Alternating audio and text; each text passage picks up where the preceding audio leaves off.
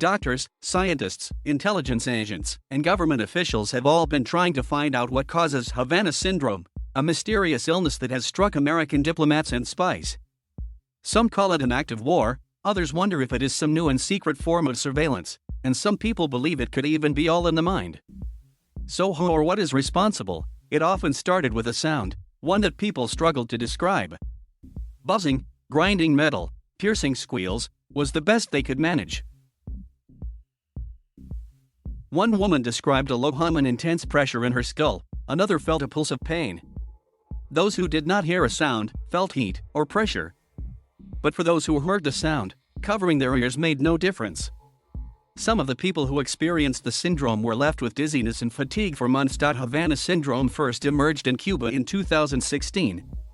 The first cases were CIA officers, which meant they were kept secret. But, eventually, word got out and anxiety spread. 26 personnel and family members would report a wide variety of symptoms. There were whispers that some colleagues thought sufferers were crazy and it was all in the mind. Uncovering the truth has now become a top U.S. national security priority, one that an official has described as the most difficult intelligence challenge they have ever faced. Hard evidence has been elusive, making the syndrome a battleground for competing theories. Some see it as a psychological illness, others a secret weapon. But a growing trail of evidence has focused on microwaves as the most likely culprit. In 2015, diplomatic relations between the U.S. and Cuba were restored after decades of hostility. But within 2 years, Havana syndrome almost shut the embassy down, as staff were withdrawn because of concerns for their welfare. Initially, there was speculation that the Cuban government, or a hardline faction opposed to improving relations, might be responsible, having deployed some kind of sonic weapon. Cuba's security services, after all, had been nervous about an influx of U.S. personnel and kept a tight grip on the capital. That theory would fade as cases spread around the world. But recently, another possibility has come into the frame, one whose roots lay in the darker recesses of the Cold War, and a place where science, medicine, espionage, and geopolitics collide. When James Lean, a professor at the University of Illinois, read the first reports about the mysterious sounds in Havana, he immediately suspected that microwaves were responsible. His belief was based not just on theoretical research, but first-hand experience. Decades earlier, he had heard the sounds himself. Since its emergence around World War II, there had been reports of people being able to hear something when a nearby radar was switched on and began sending microwaves into the sky. This was even though there was no external noise. In 1961, a paper by Dr. Alan Fry argued the sounds were caused by microwaves interacting with the nervous system, leading to the term the Fry effect. But the exact causes and implications remain unclear. Radio 4, Crossing Continents: The Mystery of Havana Syndrome. In the 1970s, Professor Lean set to work conducting his experiments at the University of Washington. He sat on a wooden chair in a small room lined with absorbent materials, an antenna aimed at the back of his head. In his hand he held a light switch. Outside, a colleague sent pulses of microwaves through the antenna at random intervals. If Professor Lean heard a sound, he pressed the switch. A single pulse sounded like a zip or a clicking finger.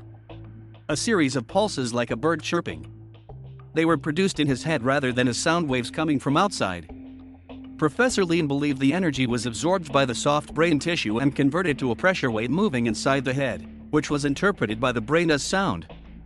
This occurred when high-power microwaves were delivered as pulses rather than in the low-power continuous form you get from a modern microwave oven or other devices.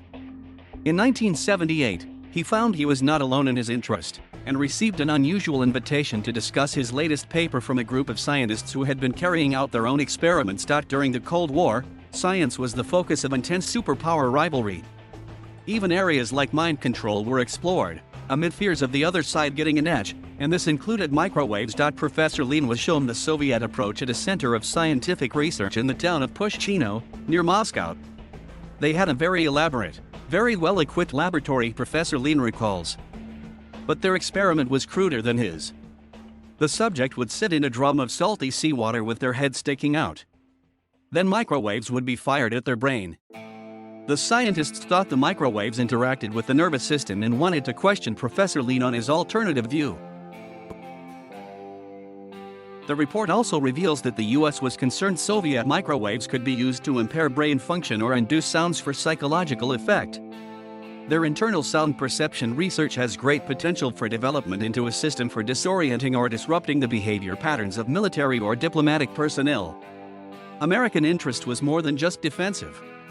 James Lean would occasionally glimpse references to secret US work on weapons in the same field. And while Professor Lean was in Pushchino, another group of Americans not far away were worried that they were being zapped by microwaves, and that their own government had covered it up. For nearly a quarter of a century, the 10-story US embassy in Moscow was bathed by a wide, invisible beam of low-level microwaves. It became known as the Moscow signal. But for many years, most of those working inside knew nothing. The beam came from an antenna on the balcony of a nearby Soviet apartment and hit the upper floors of the embassy where the ambassador's office and more sensitive work was carried out. It had been first spotted in the 1950s and was later monitored from a room on the 10th floor. But its existence was a secret tightly held from all but a few working inside. "We were trying to figure out just what might be its purpose," explains Jack Matlock, number 2 at the embassy in the mid-70s. But a new ambassador, Walter Stossel, arrived in 1974 and threatened to resign unless everyone was told. That caused something like panic, recalls Mr. Matlock. Embassy staff whose children were in a basement nursery were especially worried. But the State Department played down any risk. From 1976, screens were installed to protect people. But many diplomats were angry, believing the State Department had first kept quiet and then resisted acknowledging any possible health impact. This was a claim echoed decades later with Havana syndrome.